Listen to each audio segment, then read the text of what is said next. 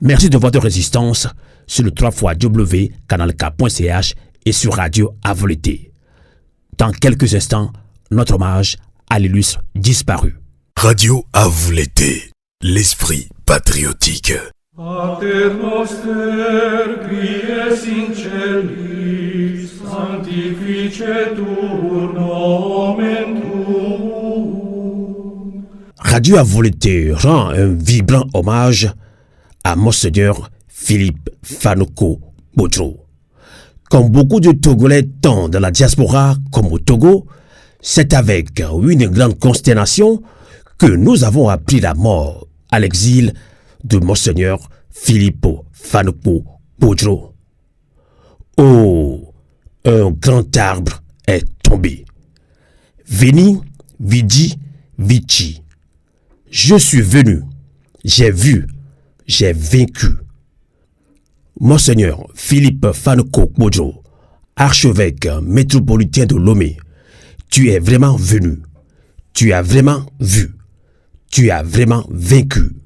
Tu as vaincu le stress naturel qui a marqué toutes ces années de lutte pour l'avènement d'un Togo dans lequel toutes les filles et tous les fils devraient se sentir heureux, y vivre heureux.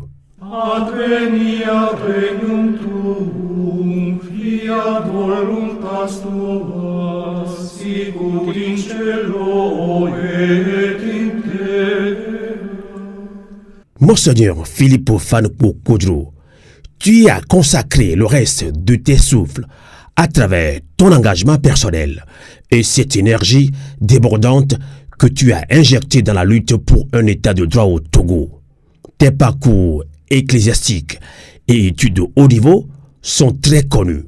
Tu l'avais démontré au peuple togolais et au monde entier en conduisant la conférence nationale souveraine en 1991. Conférence qui a ouvert la voie au processus de démocratisation au Togo.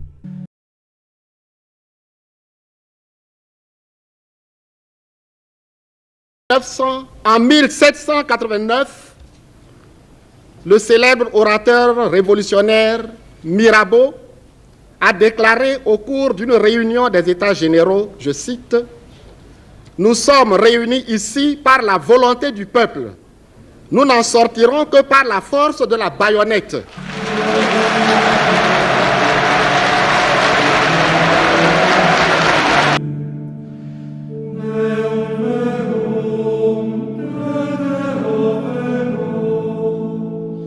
Sans détour et sans langue de bois, Monseigneur Philippe Fanoko Boudreau, tu étais le seul homme de l'Église catholique qui tenait tête au régime dictatorial père et fils des Gnassingbé. On peut ne pas aimer le lièvre, mais il faut reconnaître qu'il court vite, nous dit un adage africain. Fait marquant, lorsque la C14, coalition de partis politiques de l'opposition, s'est disloquée, Monseigneur Philippe Fanoko Boudreau, de là où tu nous entends, tu as pris ton bâton de pèlerin pour tenter de recoller les morceaux. Oui, tu l'avais pressenti comme un dernier virage qui devrait conduire le peuple togolais à la terre promise. Mais hélas, les fruits n'ont malheureusement pas répondu à la promesse faite par les fleurs. Le naturel chassé est revenu au galop. Ce n'est pas le lieu de décrypter les facteurs qui ont saboté cette lutte acharnée que tu as menée, ce don de soi que tu as fait. Ton départ dans l'au-delà, à l'exil, loin de ta famille chrétienne, politique et culturelle, nous réduit au silence. Et cela doit mettre fin aux diatribes, aux imperfections et incompréhensions qui divisent la classe politique de l'opposition après l'élection présidentielle de février 2020. Monseigneur Philippe Fanoko Boudreau, malgré tes efforts et ton sacrifice, tu ne verras pas de ton vivant la terre promise. Peuple togolais, au lieu de s'arc-bouter aux gémissements et aux vomissements assourdissants et culpabilisants sur les réseaux sociaux, ne serait-il pas mieux de nous ressaisir et méditer ces questions fondamentales? Une question de mérite qui doit nous obliger à rendre hommage à notre patriarche, en reprenant la lutte avec cette fois-ci, maintenant que le voile se lève sur l'obscurité et que la lune éclaire de ses rayons nos chemins, beaucoup de responsabilités à conduire cette lutte comme l'aurait souhaité Monseigneur Filippo Fanuko Bojo.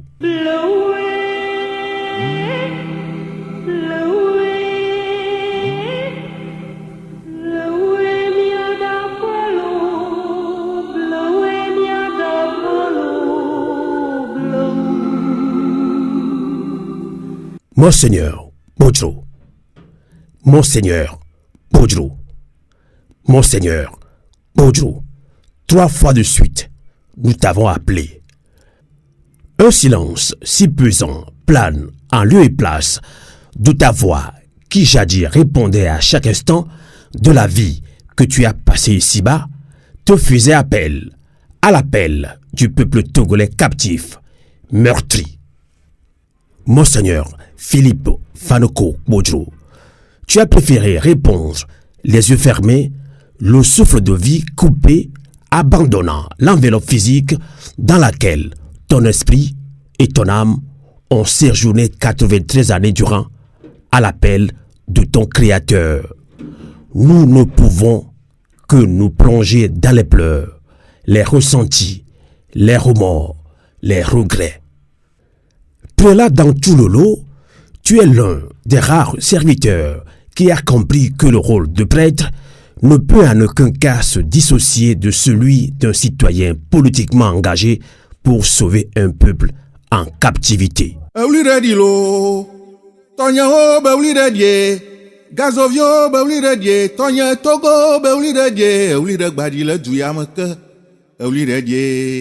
Monseigneur Filippo Fanuko Bojo, sois-en infiniment remercié.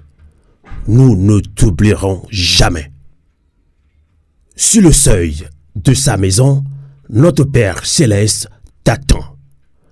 Veni, vidi, vici. Je suis venu, j'ai vu, j'ai vaincu.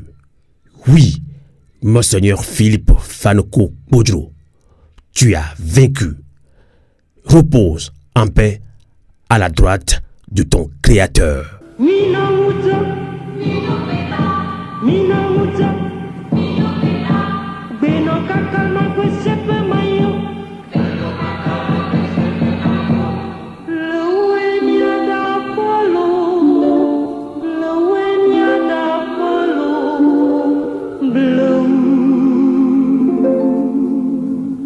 Radio à vous l'été, l'esprit patriotique.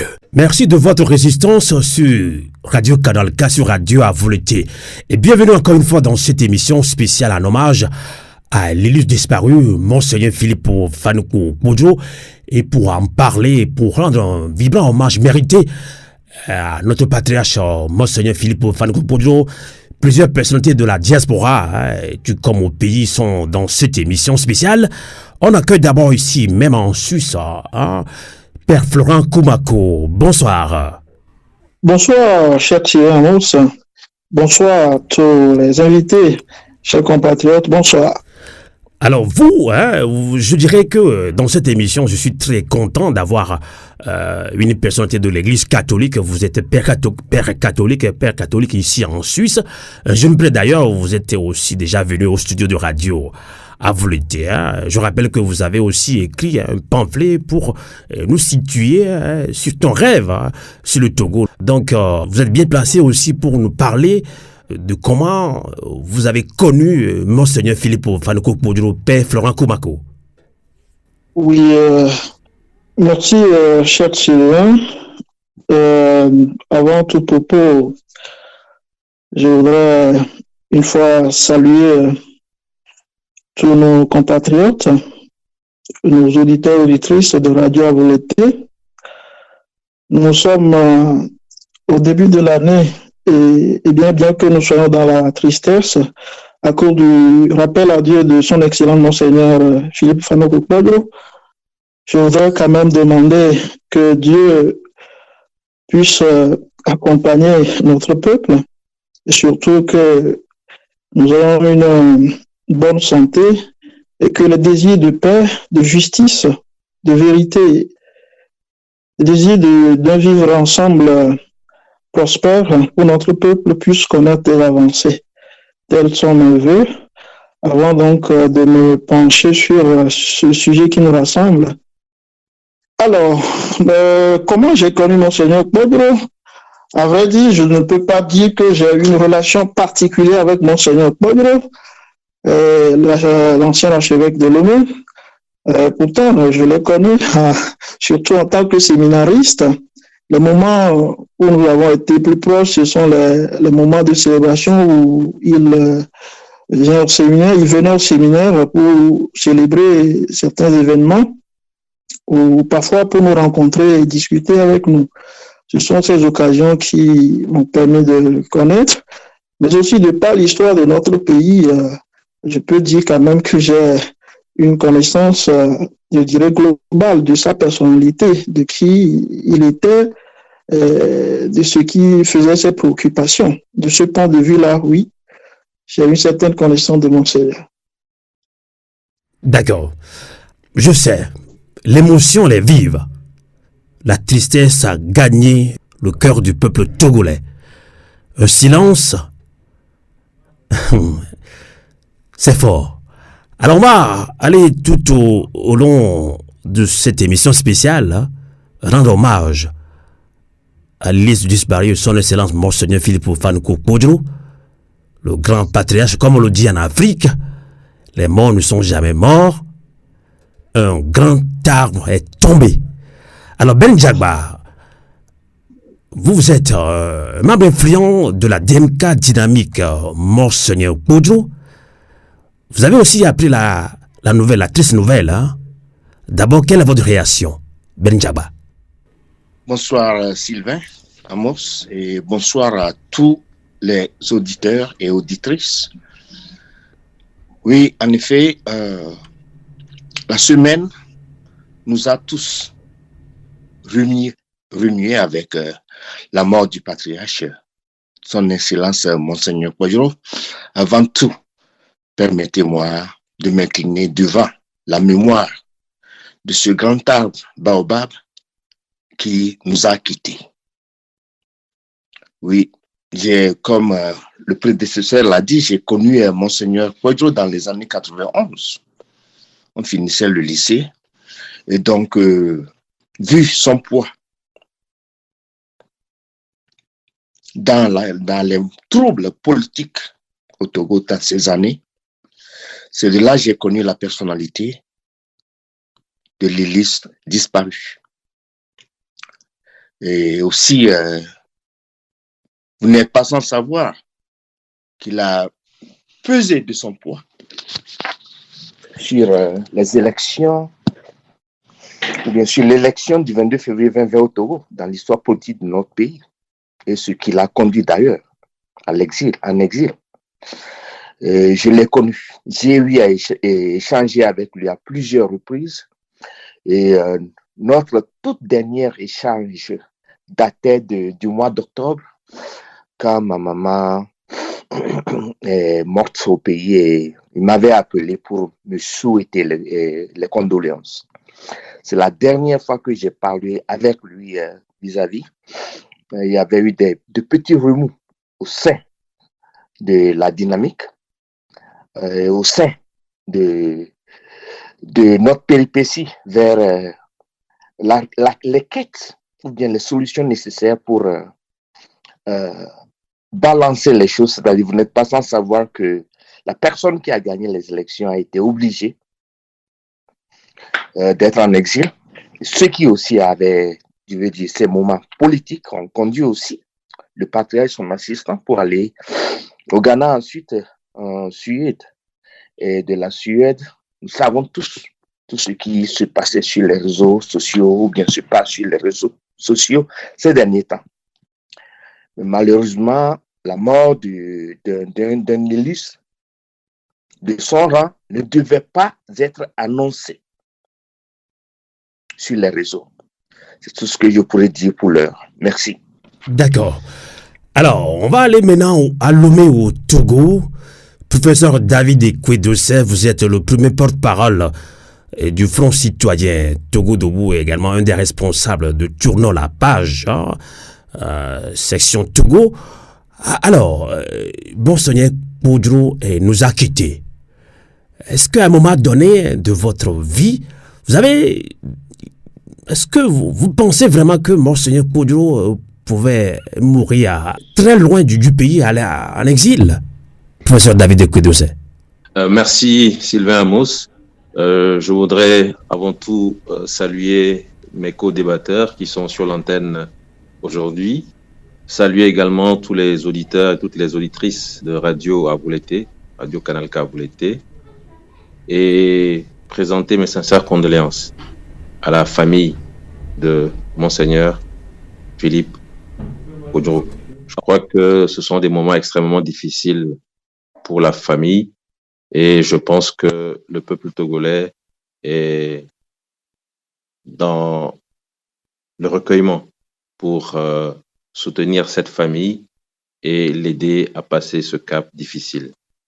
On l'a dit également, nous sommes au début d'une nouvelle année. C'est pour moi aussi l'occasion de présenter mes meilleurs vœux, surtout de santé, à l'ensemble du peuple togolais. Prier pour que la lutte pour laquelle Monseigneur Poudrou a tant sacrifié, cette lutte puisse enfin connaître son aboutissement cette année ou en tout cas au plus tard en 2025.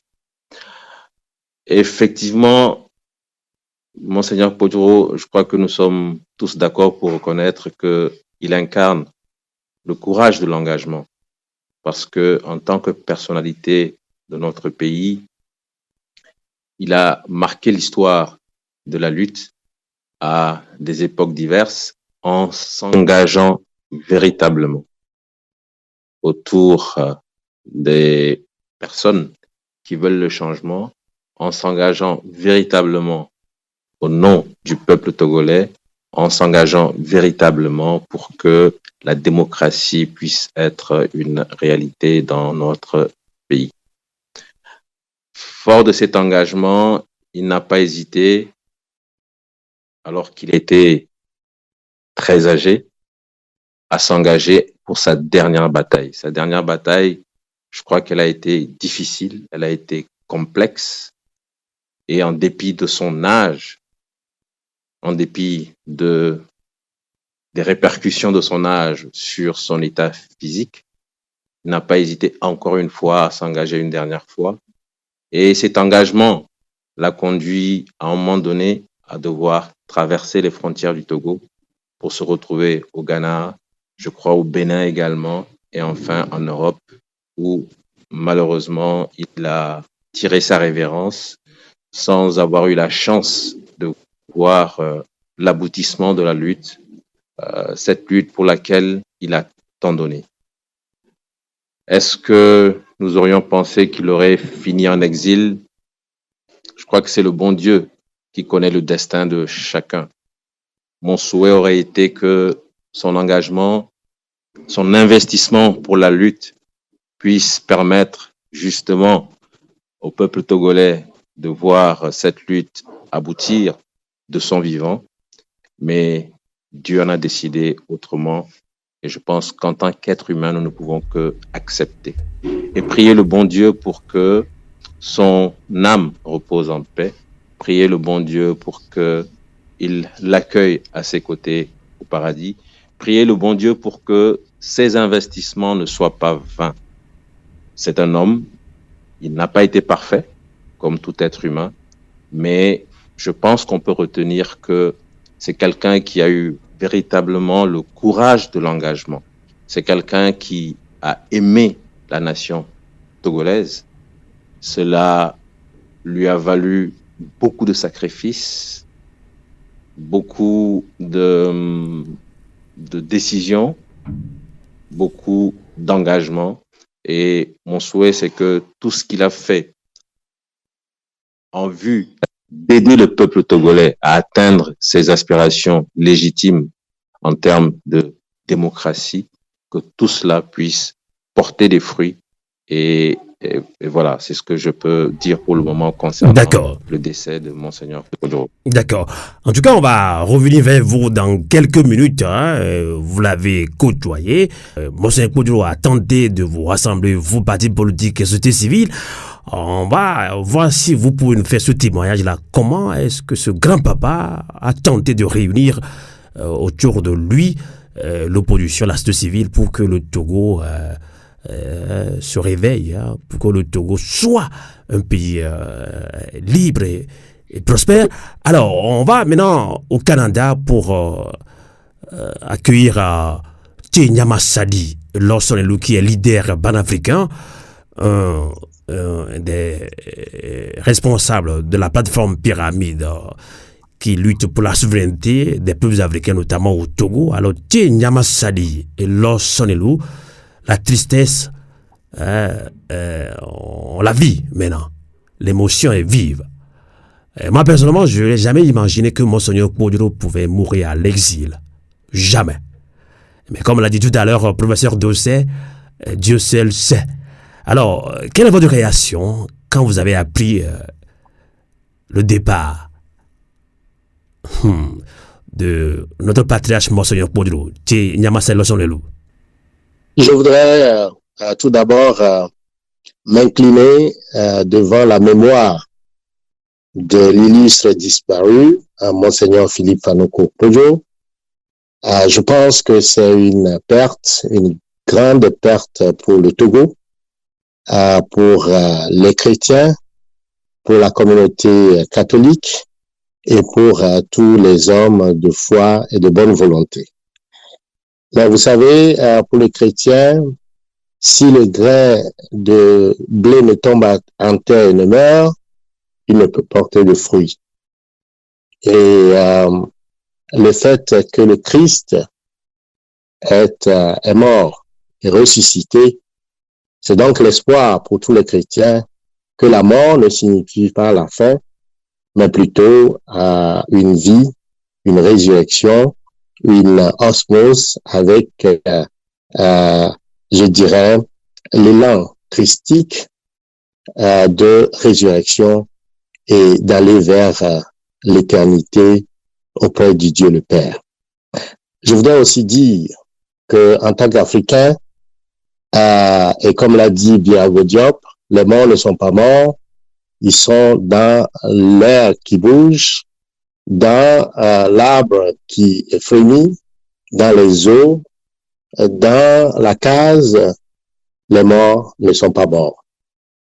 Je voudrais également, au nom de cette africanité et du mouvement pyramide que je porte, s'inscrire dans cette, je dirais, cosmogonie africaine pour appeler, je dirais, la grandeur des pyramides, qui sont en fait la manifestation de cette croyance de l'éternité où les pharaons rejoignent les dieux africains pour rendre cet hommage pyramidal à Monseigneur et s'inscrit avec tous les Togolais pour installer cette stèle pyramide pour le repos de son âme.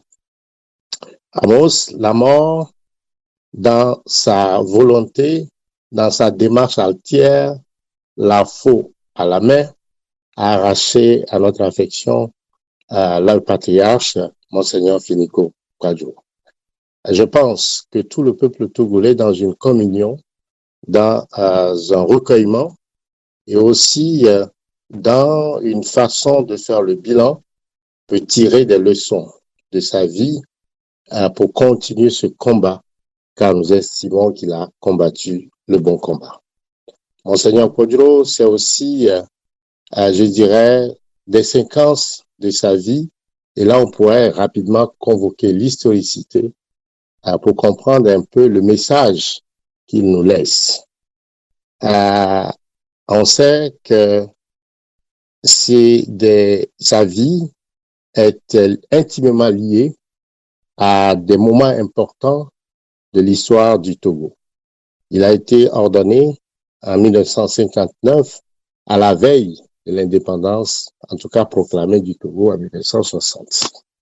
Monseigneur Kodjo, c'est le disciple de Monseigneur Atakpa qui a eu maille à partir avec le régime de dictature des Yadéban, et on a vu comment Yadéban s'est opposé à son ordination en 1976, quand il a fallu que Rome envoie le cardinal Zougrana pour présider à son ordination, et on a compris comment, en tout cas, les voyous de la cathédrale, et c'était le titre de l'article de Jeune Afrique en ce moment, les voyous de la cathédrale du régime de Yadéman ont cherché à empêcher son ordination. Monseigneur Kodjo, c'est aussi l'homme qui a présidé à la conférence nationale souveraine en 80, du 1er juillet au 28 août 1991,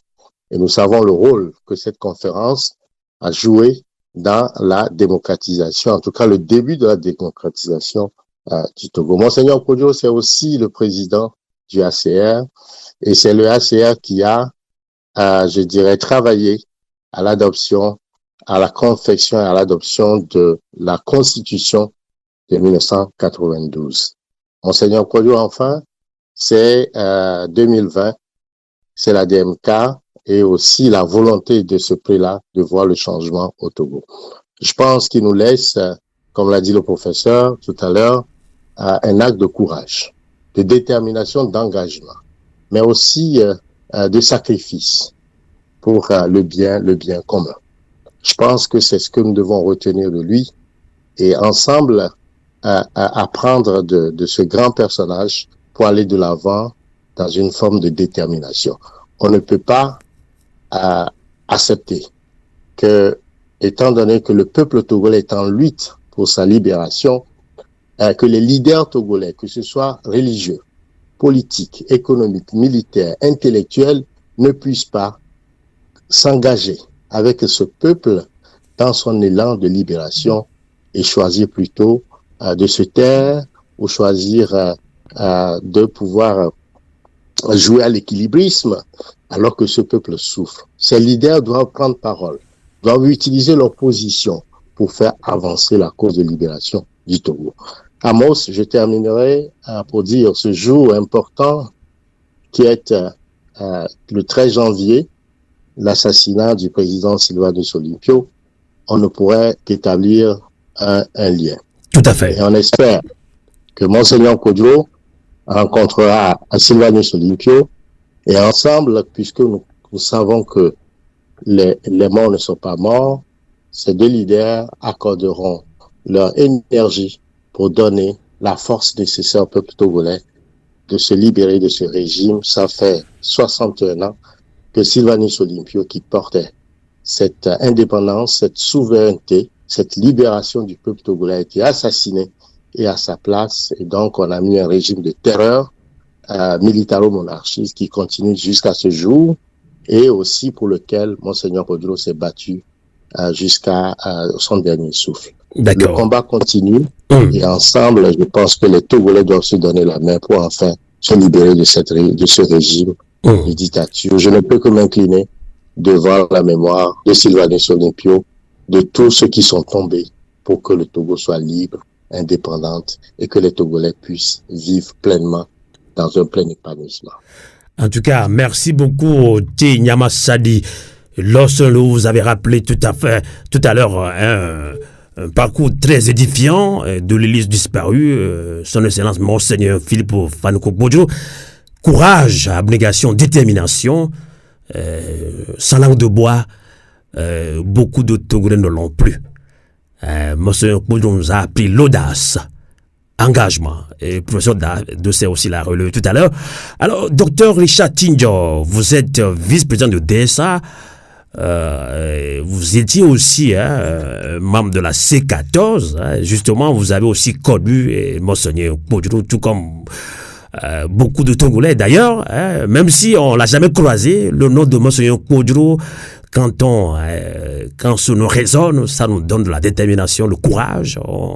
Surtout la conférence nationale souveraine en 91. Alors, que retenir de l'homme, Dr Jatinho? Merci Amos. Je voudrais joindre également ma voix à celle de mes prédécesseurs pour souhaiter nos sincères condoléances à la famille du patriarche Kodjo, à toute la communauté musulmane et chrétienne et à tous les Togolais. Monseigneur Kodjo, je dirais que je l'ai connu de deux manières. La première, c'est de manière virtuelle dans les années 91, quand il avait conduit la conférence nationale souveraine.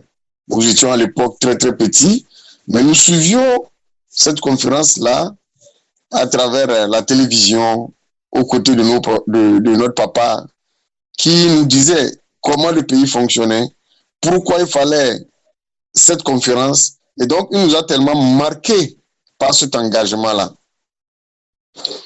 Je l'ai connu physiquement quand nous étions dans la C14, au moment où la coalition de l'opposition cherchait à dégager un candidat unique.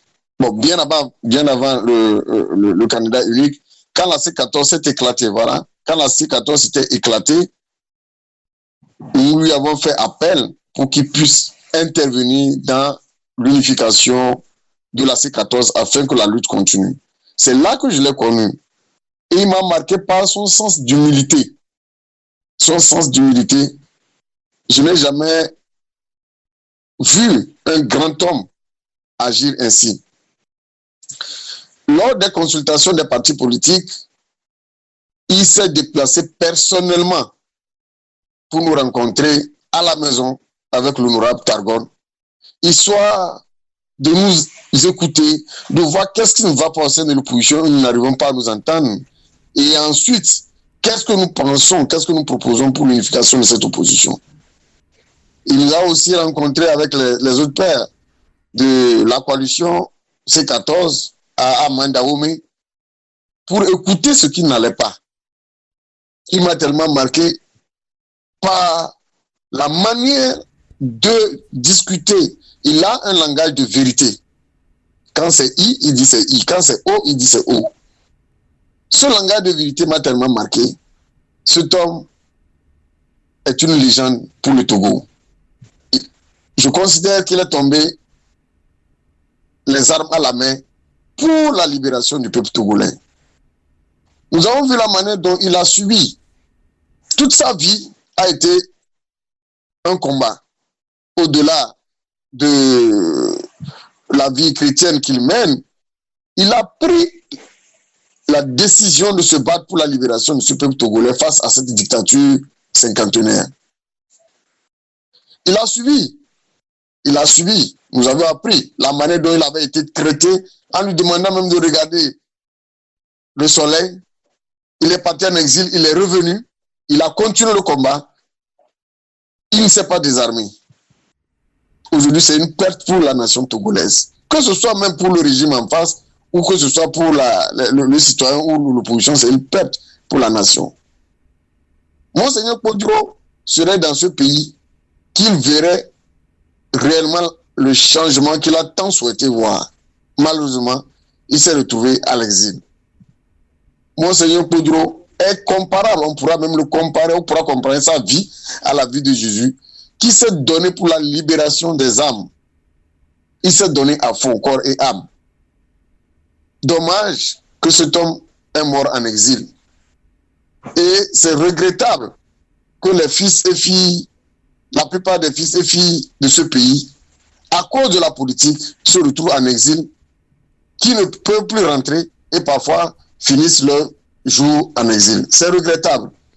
La politique ne doit pas faire de nous des hommes sauvages. La politique, c'est de l'art. Donc si je comprends bien, docteur Richard Tinjo, vous êtes très choqué d'apprendre que Monseigneur Kodjo est mort en exil.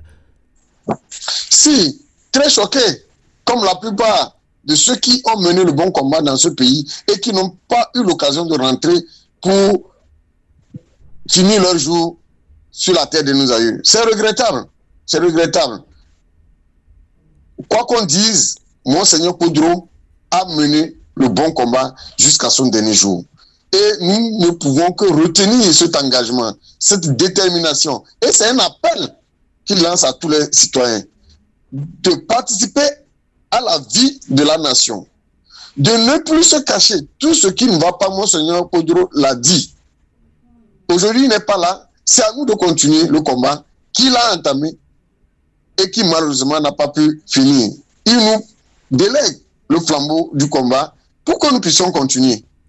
Que vous soyez de la société civile, que vous soyez politique ou je ne sais pas, la vie de Poudro devrait nous interpeller. Et ce que je regrette, malheureusement, on n'a pas su capitaliser les valeurs de cet homme-là pour apporter le changement dans ce pays. Il y a eu, à un moment donné, de la manipulation. Je ne pense pas que Monseigneur Poudro, qu'on a connu dans les années 91, pouvait se comporter comme ça au dernier jour de sa vie, à voir tout ce qui s'est passé et l'exil dans lequel il s'est retrouvé. On n'a pas su capitaliser ce grand homme-là. C'est dommage. D'accord. C'est vraiment dommage. Alors, je vais relancer encore une fois Père Florent Koumako, ici même en Suisse. Vous êtes prêtre catholique. Alors, nous, on retient, comme beaucoup de Togolais d'ailleurs, des Togolais avertis, prélat dans tout le lot. Là, je parle de Monseigneur Poudro, prélat dans tout le lot. Il est l'un des rares serviteurs qui a compris que le rôle de prêtre ne peut en aucun cas se dissocier de celui d'un citoyen politiquement engagé pour sauver le peuple togolais en captivité. Alors, Père Florent Koumako, qu'est-ce que vous, personnellement, en tant que père catholique, vous retenez de l'engagement citoyen de Monseigneur Poudro? Alors, merci, Sylvain. De Monseigneur Poudro, avant tout, je retiens, avant d'arriver sur son engagement citoyen, en tant que pasteur, en tant qu'évêque, moi j'ai pu constater dans sa manière de vivre son épiscopat, cette façon d'être un serviteur intrépide. Il a en tout temps l'évangile à la bouche. Et je me rappelle combien, quand il vient nous rencontrer au séminaire, il nous encourageait à tenir bon sur le chemin. Et voilà, c'est quelqu'un qui a aussi endossé beaucoup de croix, mais il n'a jamais abandonné dans l'annonce de la foi.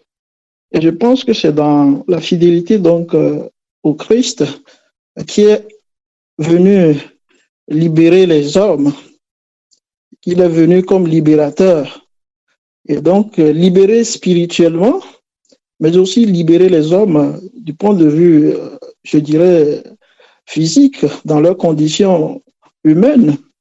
Et donc, en tant que pasteur constatant qu'il y a des difficultés, il n'a pas hésité justement à s'engager et à donner de la voix, à porter sa pierre à l'édifice, sa pierre combien précieuse, si nous essayons donc de regarder, d'analyser la vie de Monseigneur.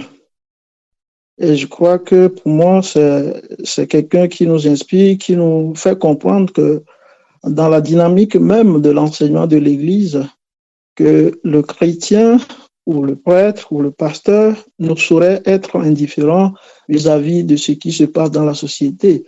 Et d'ailleurs, dans un document important du Concile Vatican II, Gaudium et Spes, au numéro 1, où c'est dit que les joies et les peines du monde sont aussi les joies et les peines des disciples du Christ.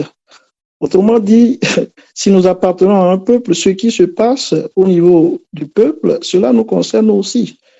Il est vrai que pour les prêtres, c'est dit qu'ils ne s'engagent pas officiellement dans la lutte, dans la politique pour devenir ministre ou devenir des responsables politiques. Mais je crois que Oui, c'est comme cela, mais je crois que de par l'exemple de Monseigneur Philippe, cela nous a quand même fait comprendre que l'indifférence ne saurait être quelque chose de partagé quand il y a des situations graves et que l'on peut apporter sa part pour essayer donc d'aider à trouver des solutions qui permettent à tous de vivre bien, de connaître la dignité. D'accord. Père Koubako, est-ce que vous avez aussi fait le même constat qu'au Togo, oui, beaucoup de prêtres, pasteurs, ne veulent pas s'immiscer dans la politique, ne veulent pas s'engager ouvertement.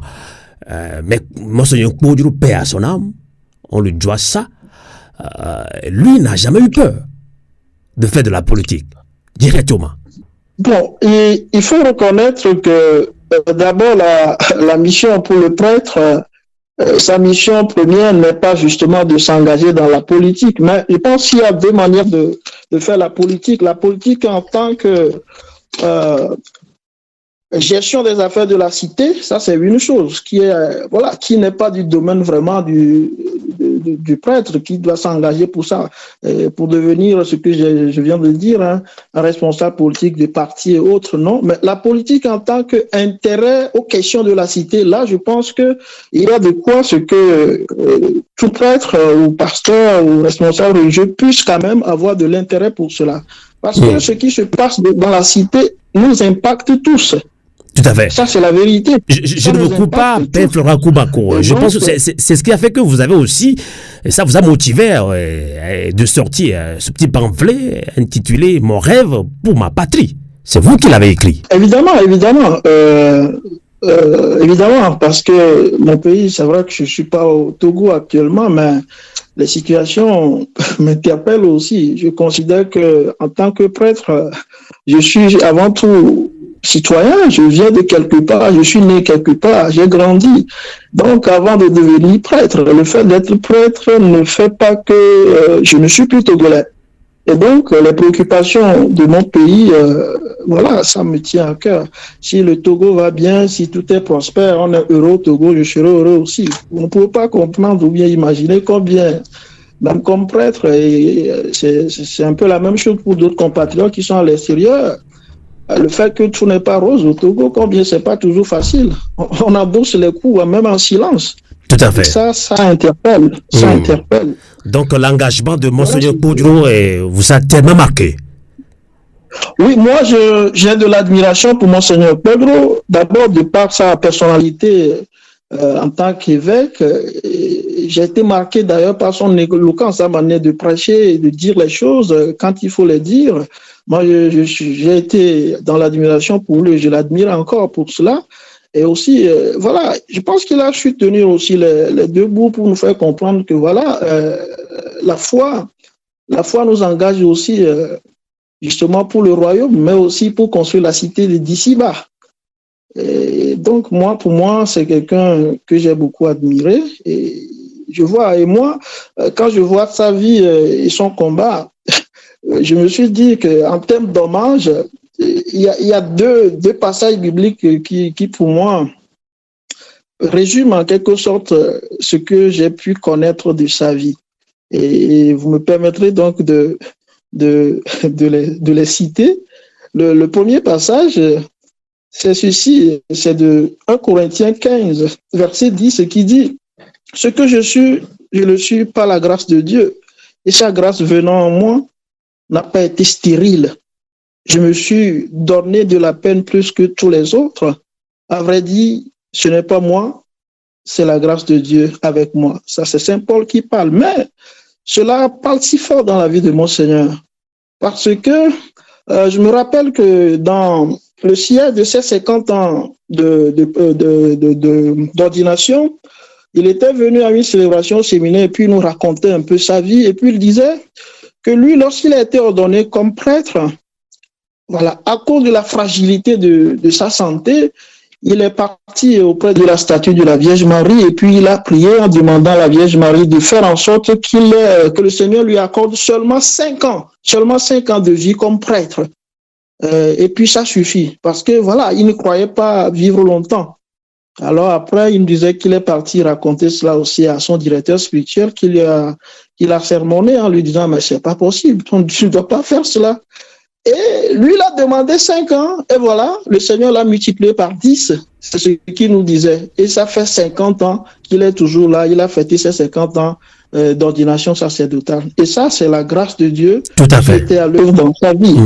Et puis, cette grâce n'a pas été stérile. Ça n'a pas été stérile ni pour l'Église au Togo, ni pour le peuple togolais, ni pour son pays, avoir son engagement en tout point de vue. Le deuxième verset, ou mieux, deuxième passage qui a retenu mon attention, voilà, bien de mes prédécesseurs l'ont déjà cité un peu, c'est 2 Thessaloniciens, verset 4, 7 à 8, qui dit « J'ai combattu ou j'ai mené le bon combat, j'ai achevé ma course, j'ai gardé la foi. Et désormais, la couronne de justice m'est réservée. Le Seigneur, le juste juge, me le donnera dans ce jour-là, et non seulement à moi, mais encore à tous ceux qui auront aimé son avènement. » Voilà pour moi qui résume la vie de ce grand homme que fut Monseigneur Kpodro.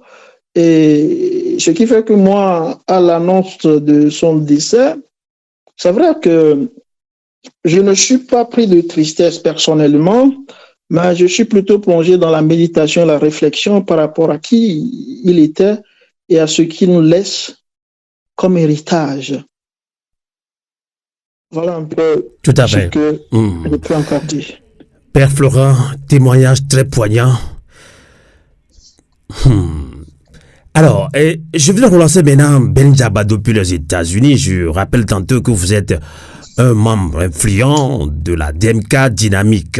Monseigneur Kpodro rend un vibrant hommage à l'Église disparue, Monseigneur Kpodro. Tout son parcours a été de l'engagement, de la croyance, de la foi. Vous l'avez tout dit. Hein? Même si nous sommes des humains, hein? On ne sommes pas des dieux. Hein? On peut faire des erreurs.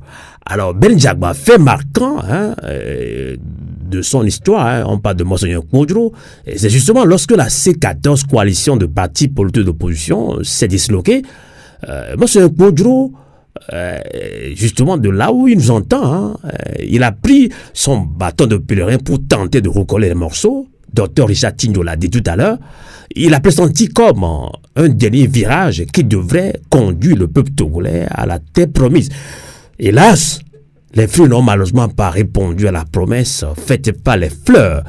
Dira-t-on, Ben Djaba, que Monseigneur Kpodro a été incompris? Amos, grand merci encore. Merci pour tous les prédécesseurs. On se rappelle, dans les années 91, quand Monseigneur Kpodro disait ceci. En quelque sorte, il avait paraphrasé Mirabeau dans la citation de Mirabeau. Il disait, effectivement, la vraie citation, c'est que allez dire à votre maître que nous sommes ici par la volonté du peuple et que nous en arrachera que par la puissance des baïonnettes. Il avait dit ça à la conférence nationale. Monseigneur Kpodro a été bien compris par la classe politique togolaise. Notons qu'au Togo, l'histoire nous apprend encore que tant que nous ne sommes pas la bête féroce qui prend le Togo en otage pour des décennies, dévore et dévorera toujours. Monseigneur Philippe Kpodro a servi l'Église de façon ecclésiastique. Et non seulement cela, il a aussi pesé de son poids et de sa vigilance politique pour une meilleure amélioration des conditions de vie des Togolais. Donc, pour moi, nous savons tous que tant que nous ne sommes pas unis dans la quête des solutions idoines pour un avenir meilleur au Togo, des personnes surtout de la carrure de Monseigneur Kouadio Iran. On en a vu dans les années 90 jusqu'alors. Moi, je pense que sincèrement, il a fait de son mieux et que le devoir maintenant nous incombe en tant que dignes fils et filles togolais.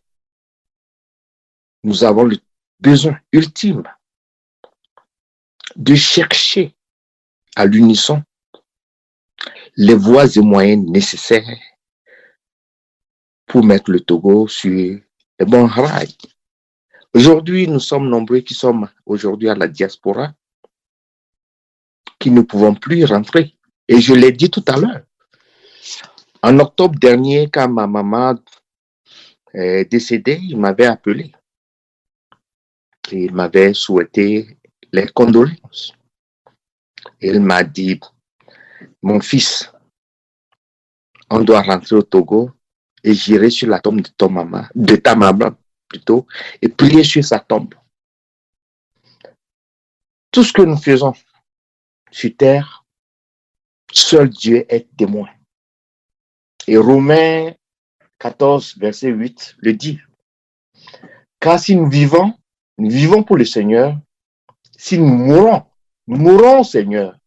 Soit que nous vivions ou nous mourions, nous sommes au Seigneur. Je pourrais dire du vivant, du patriarche. Il avait un attachement à son peuple, un profond attachement à sa carrière politique et ecclésiastique.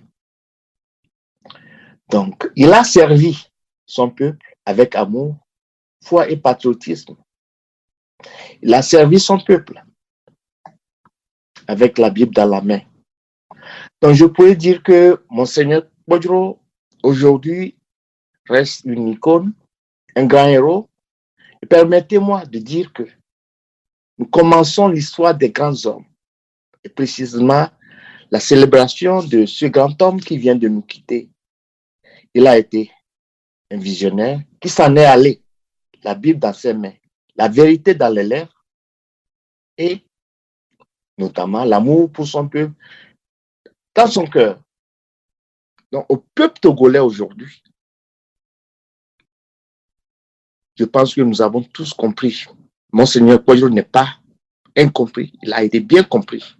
Mais la volonté nous incombe, nous Togolais,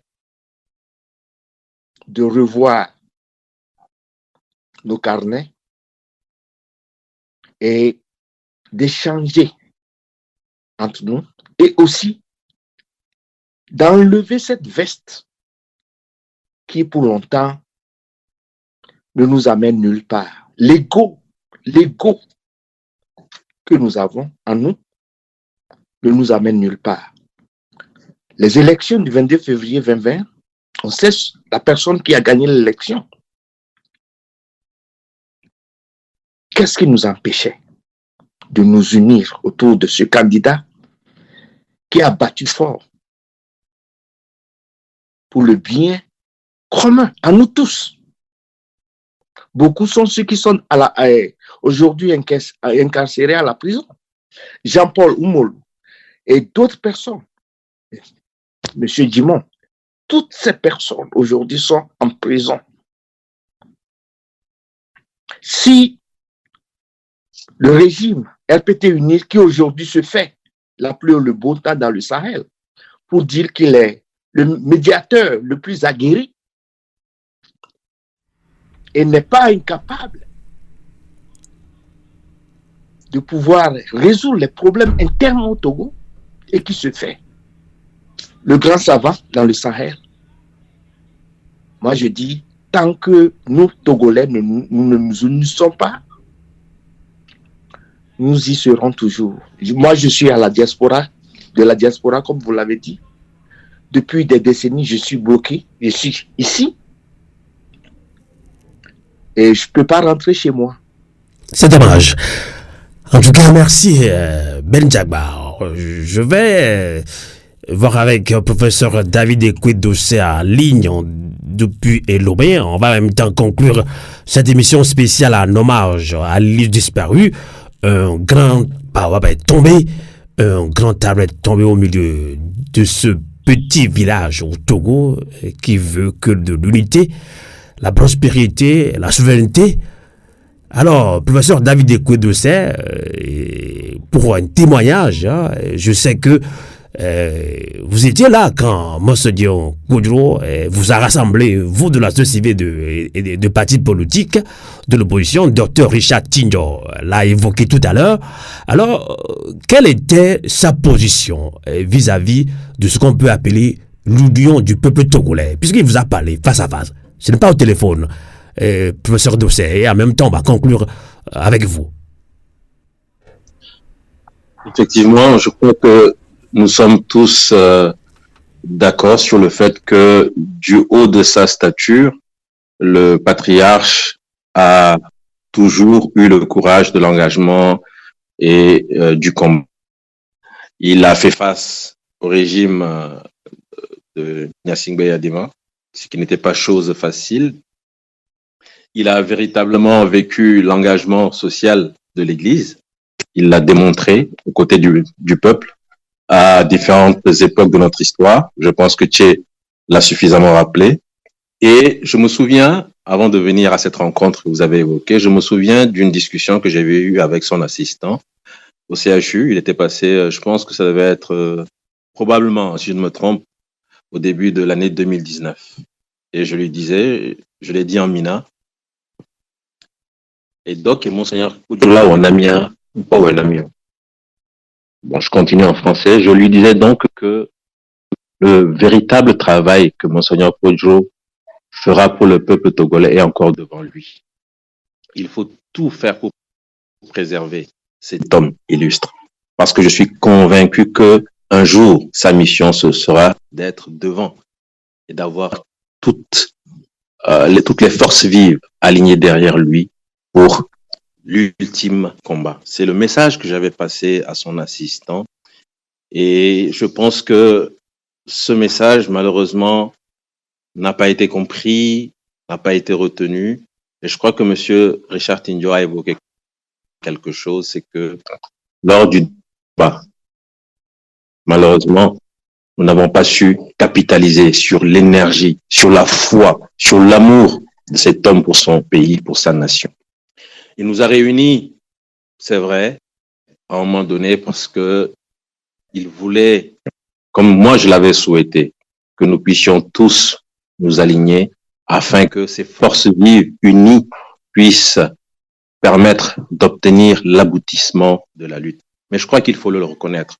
Au-delà de l'unité, au-delà de l'union derrière lui, il y avait des éléments qui ont manqué. Autour de lui, malheureusement, toutes les personnes n'étaient pas des personnes de bonne foi. Il faut avoir le courage de le reconnaître.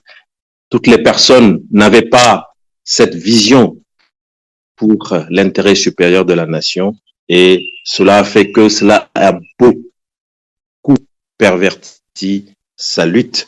Cela a beaucoup entaché sa ferme volonté de réunir les forces vives pour que ces forces vives puissent ensemble obtenir le changement tant attendu par l'ensemble du peuple togolais. Il nous a donc réunis, il nous a parlé avec son cœur, nous l'avons écouté, nous avons bien sûr senti cette ferme volonté de cet homme illustre de tout faire pour apporter le changement. Mais malheureusement, je ne citerai aucun nom. Des hommes ont profité. Des hommes ont profité de la force de cet homme qui était malheureusement d'un certain âge lorsqu'il entamait son dernier combat.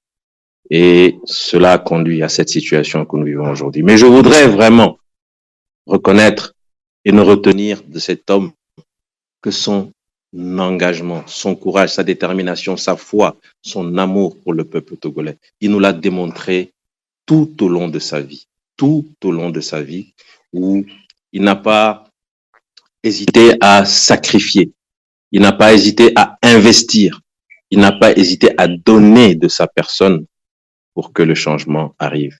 Dieu n'a pas voulu qu'il voie ce changement de son vivant.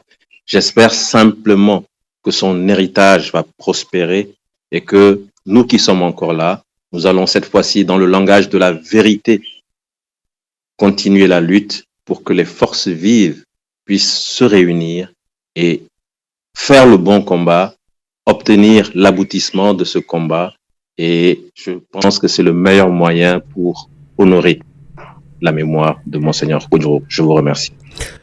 En tout cas, merci beaucoup, professeur David Ekwe-Dossé. Vous êtes premier porte-parole du Front citoyen Togo Debout.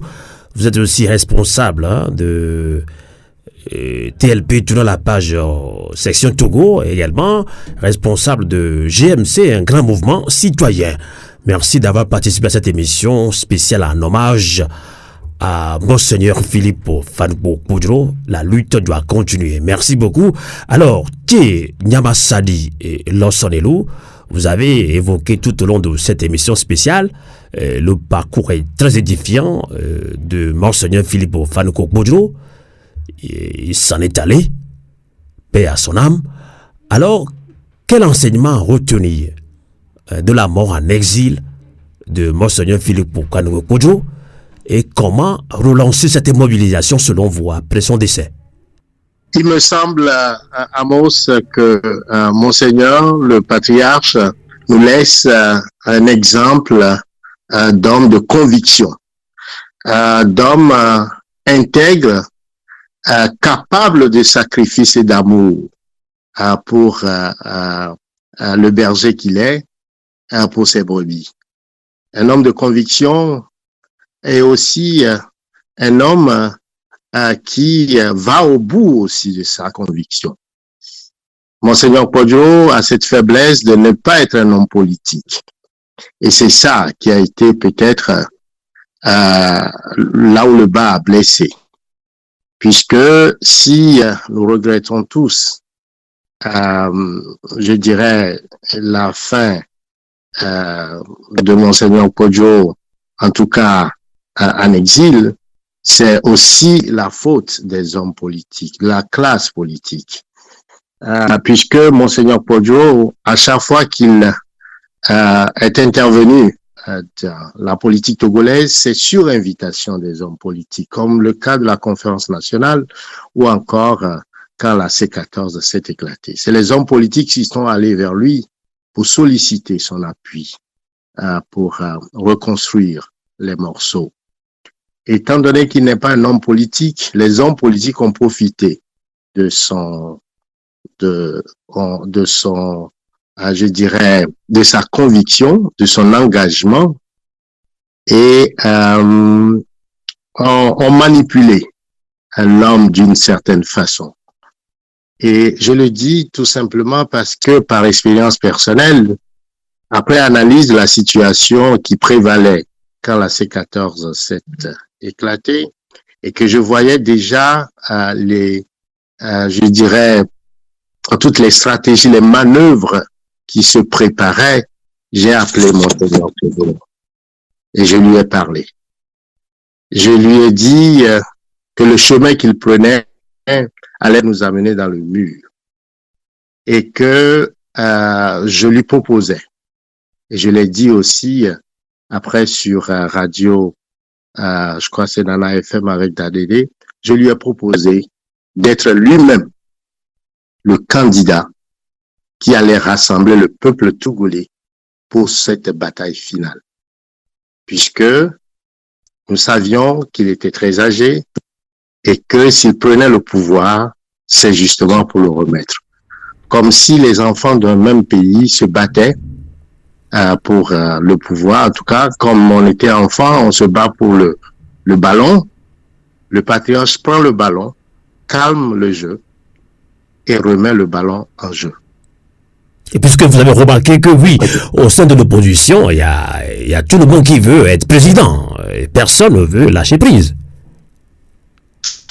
Et donc, nous estimions que Monseigneur Kodjo, candidat à l'élection présidentielle, toutes les forces vives, tous les courants politiques allaient s'aligner vers lui, s'aligner derrière lui. Et nous savions également qu'il allait faire cette transition qui allait rassurer tout le monde, puisqu'on savait qu'il n'allait pas garder le pouvoir et que cette transition permettrait de refaire les institutions, les lois, pour remettre justement, pour aller vers des élections libres et démocratiques pour que le candidat plébiscité par le peuple togolais puisse gouverner le Togo. Mais Monseigneur Podjo m'a dit, il a hésité et il m'a dit, c'est un peu comme il a cité une partie de la Bible, quand les Juifs ont quitté l'Égypte, qui sont dans le désert, et que il y a un esprit de pouvoir qui est une tentation et qui ne veut pas céder à la tentation du pouvoir. Donc, il préférait quelqu'un d'autre.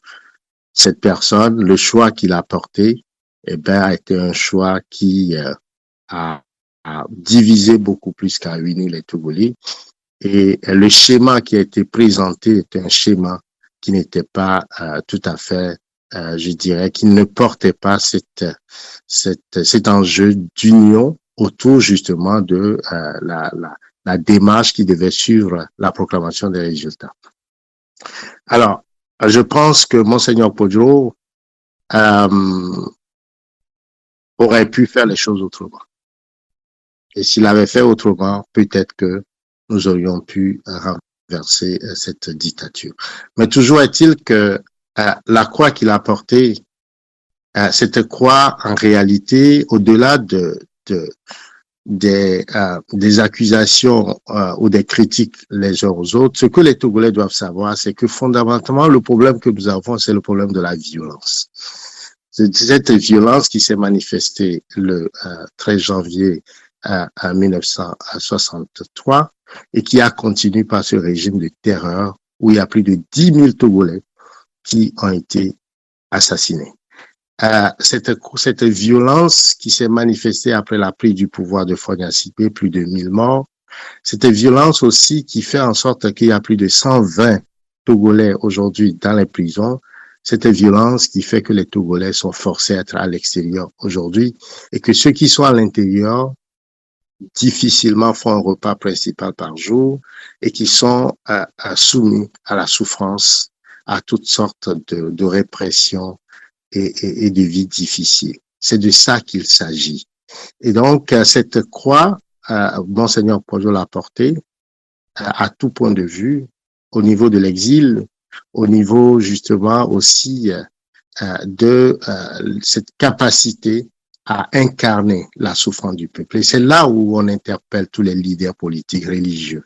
On ne peut pas être leader au Togo et ne pas porter la croix des Togolais, ou en tout cas utiliser sa position pour faire avancer la cause togolaise. On ne peut pas être neutre, on ne peut pas être dans l'équilibrisme. Ce n'est pas possible parce que le peuple togolais est en lutte pour sa libération. C'est de ça qu'il s'agit fondamentalement. Et je pense que ce que nous laisse Monseigneur Podjo aujourd'hui, c'est cet exemple de le suivre. C'est vrai, c'est dangereux. C'est vrai, il y a des avantages à perdre. C'est vrai aussi que on risque pour nous-mêmes, pour nos familles, pour notre carrière, mais aussi c'est ces situations qui font émerger des grands leaders. Le peuple sud-africain n'aurait pas suivi l'apartheid que Mandela ne serait pas le leader de ce peuple. Aujourd'hui, on a besoin de Mandela au niveau des évêques, des conseils des évêques du Togo. On a besoin de Monseigneur Podjo au niveau des partis politiques, au niveau de l'université, au niveau des intellectuels, au niveau des syndicats, au niveau même des hommes politiques au sein du régime. Parce que quand le Togo meurt, c'est le bien commun, c'est nous tous qui allons couler. Et c'est cet appel que nous voulions lancer pour dire que nous devons tous combattre le bon combat comme l'a fait Monseigneur Podjo, malgré ses erreurs, malgré ses imperfections. Et ce qui nous laisse, c'est à nous de continuer ce combat résolu pour libérer fondamentalement notre pays. C'est un appel que je lance au président de la République, Fonia Sipé, aussi de comprendre qu'après 20 ans à la suite de son père, d'envisager l'avenir du Togo autrement, dans l'alternance, pour que l'ensemble du peuple togolais se réconcilie et reconstruise ce pays pour que tous les Togolais vivent en paix, en dignité égaux en droit et surtout dans l'épanouissement pour l'ensemble des citoyens togolais. Voilà, je voudrais donc terminer pour avoir cet hommage également au père de l'indépendance, Sylvanus Olympio, dont nous fêtons aujourd'hui, nous commémorons le 61e anniversaire, et tous les compatriotes qui sont morts pour le Togo, le sang versé doit pouvoir faire germer l'arbre de la liberté sur lequel tous les Togolais doivent se sentir libres et épanouis, indépendants et souverains. En tout cas, merci beaucoup, Nyamasadi et Los de l'eau. Je rappelle que vous êtes leader panafricain, des responsables du grand mouvement citoyen Pyramide qui lutte pour la souveraineté des peuples africains, notamment au Togo. Alors, on va conclure également avec Dr Richard Tchicho, qui est vice-président de DSA. DSA également, qui fut membre de C14. Et puis, Dr Richard Tchicho, vous êtes aussi membre du grand mouvement citoyen GMC. Alors, en attendant, le programme des obsèques de l'église disparue, Monseigneur Philippe Fanoko-Kpodjo, oui, beaucoup de Togolais disent, oui, il faut qu'on rapatrie son corps au Togo.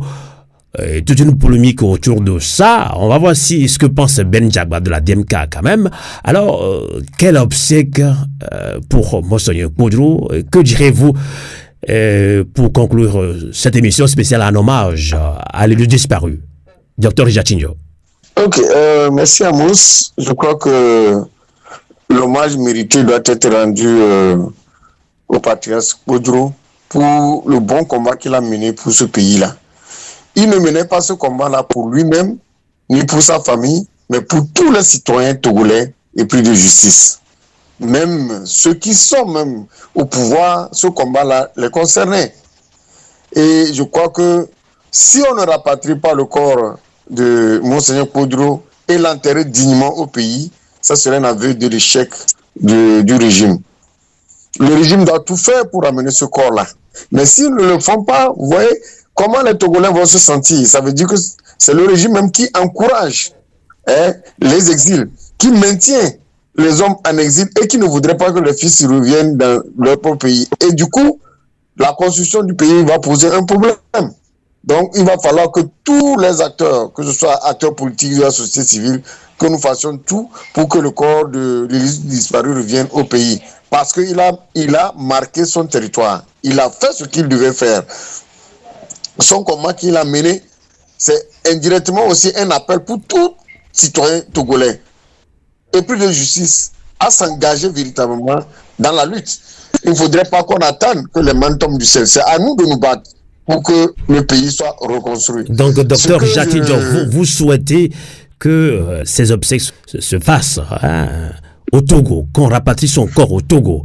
On ne sait pas si Monseigneur a laissé un testament, puisqu'il a dit lui-même, c'est un grand combattant, il ne reviendra jamais au Togo tant que ce pouvoir dictatorial a encore au pouvoir. Ça serait dommage, ça serait dommage. Vous voyez, le père de l'indépendance, Sylvanus Olympio, n'est pas enterré au Togo, il est à l'exil, ça veut dire qu'il a été enterré à l'exil. Bon nombre de combattants, bon nombre de citoyens togolais qui ont mené de bons combats ont été enterrés à l'exil. Est-ce que ça honore l'image du pays?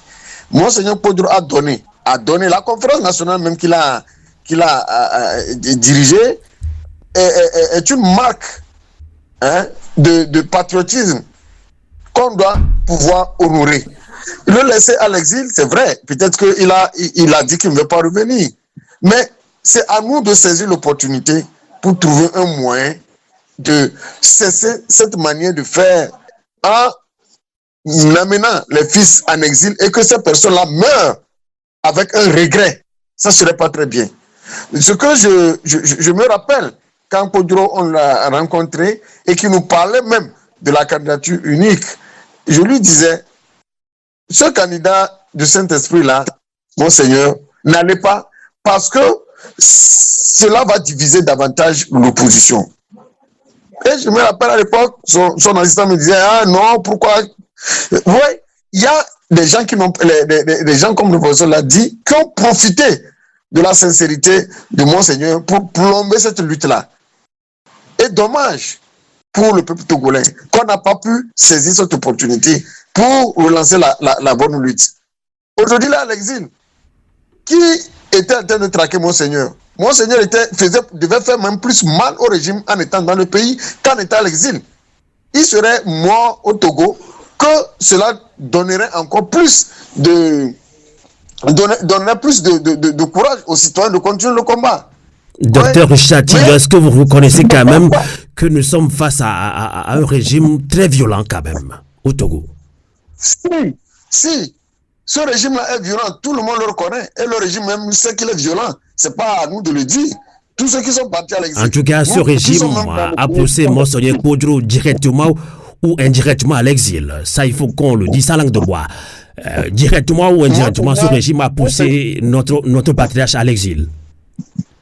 Monseigneur, déjà avec son âge, on sait que quand quelqu'un est déjà âgé, sa réflexion n'est pas très éloignée de la réflexion du jeune âge qu'on pourrait avoir. Monseigneur de 1990 ne serait pas ce Monseigneur-là de 2020 si il avait tous les moyens nécessaires, s'il était accompagné des hommes qui véritablement voulaient que ce pays-là se libère. Monseigneur n'accepterait pas aller en exil. Vous avez encore 30 secondes. Accepter, rester, continuer ce combat-là. Mais c'est dommage que qui sont restés autour de lui ont profité de cette opportunité pour mettre le patriarche en exil. Et sincèrement, je crois que c'est une leçon que nous devons tirer pour que prochainement nous n'ayons plus à tomber dans ces pièges-là. Tout à fait. Merci beaucoup, docteur Richard Tinjo, de nous avoir accompagnés en ligne depuis Lomé. Je rappelle que vous êtes vice-président de DSA et membre de GMC, Grand Mouvement Citoyen. On va conclure également avec Père Florent Koumako, ici même en Suisse. Alors, que direz-vous, Père Florent Koumako, pour cette émission en hommage à l'élu disparu, Monseigneur Philippe Ovalle-Kokpodjo? On veut bien qu'on rapatrie son corps au Togo. Quelle est votre opinion là-dessus, Père Florent Koumako? Je pense que l'idéal serait justement cela. Le Togo, c'est sa terre natale. Il est né là, il a grandi, il a donné de son sang là, que ce soit sur le chemin du ministère pastoral, que sur le chemin du combat citoyen pour le bien-être de son pays. Il s'est investi. Donc, je pense qu'il a ce droit-là d'être enterré chez lui. Et voilà. Donc, pour moi, ce serait chose normale que ce soit ainsi pour que nous puissions lui rendre un dernier hommage à la stature de sa personnalité. Et je voudrais, avant de chuter, adresser, comme mes prédécesseurs l'ont fait dès le début, donc mes sincères condoléances à la famille biologique de Monseigneur Philippe Fanon-Kokpodjo, mais aussi à tout le peuple togolais, spécialement à l'église du Togo. Je profite aussi pour saluer nos pères évêques du Togo, ainsi que tous mes confrères prêtres qui étaient réunis en assemblée générale dans la semaine. Que le souffle de l'esprit puisse nous porter à tirer ce qui est de beau, de grand, de merveilleux dans l'engagement pastoral et patriotique de son excellent Monseigneur Philippe, afin que nous puissions nourrir nos rêves, trouver de l'énergie pour travailler chacun en vue d'apporter un meilleur être à notre peuple, à notre avenir, à notre nation. Voilà ce que je voudrais dire pour terminer. Et merci à toi pour l'invitation en vue de cet hommage à notre grand-père, je dois dire, à notre patriarche, Monseigneur Philippe. En tout cas, merci beaucoup également, Père Florent Koumako. Vous êtes prêtre catholique ici, même en Suisse. Je rappelle que vous êtes auteur d'un petit livre, un petit livret intitulé « Mon rêve pour ma patrie ». Donc, on rappelle à tous les hommes religieux aussi de s'impliquer un petit peu dans la politique citoyenne. On l'a dit, pas la politique, hein, dans la politique citoyenne, comme l'a montré notre patriarche, Monseigneur Philippe Fanuko Podro. On va conclure également avec Ben Djagba, qui est membre influent de la DMK Dynamique, Monseigneur Podro. Quel obsèque pour Monseigneur Podro? Devrait-on rapatrier son corps au Togo ou, je ne sais pas, on n'a pas encore de communication officielle. Les évêques aussi sont en train de réfléchir là-dessus. Ben Djagba, que direz-vous pour conclure cette émission en hommage à Monseigneur Podro? Merci Sylvain pour cette question. Permettez-moi de dire d'abord que Monseigneur Podro, de par son franc-parler, s'en est allé avec son âme dans les mains. Encore toutes mes condoléances au peuple togolais. En effet, le baobab était mais sa vie est fort louable dans les hameaux du Togo. Et que cette disparition nous serve de bouclier pour que nous puissions repenser nos différences et unir plutôt nos forces pour un avenir meilleur du Togo. À qui profite cette divergence dans la classe politique? Sûrement nul. En terre étrangère, enterrer Monseigneur Podro, pour moi, n'est pas l'idéal. Il devrait être dignement enterré chez lui.